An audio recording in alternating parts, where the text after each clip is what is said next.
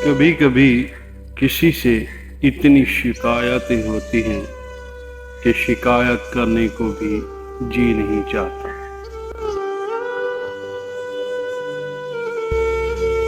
ये भी तो अजब तमाशा है, किसी को एहसास दिलाने के लिए अपने एहसास मारने पड़ते हैं।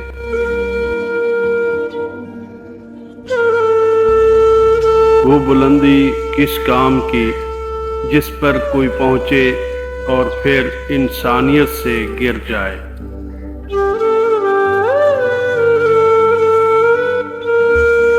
इंसानियत वहाँ दम तोड़ देती है जहाँ किसी की मजबूरी दूसरों के लिए तमाशा बन जाए।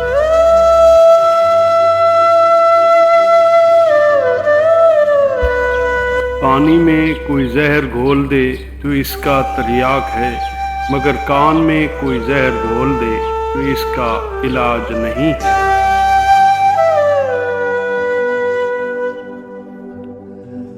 हम दोनों धोखा खा गए। मैंने उन्हें औरों से मुख्तलिफ समझा और उन्होंने मुझे औरों जैसा समझा।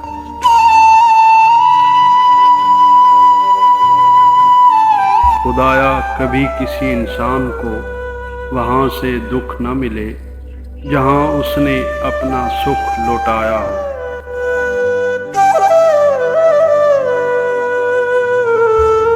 जिंदगी गुजर गई सबको खुश करने में। जो खुश हुए वो अपने नहीं थे और जो अपने थे वो कभी खुश नहीं हुए।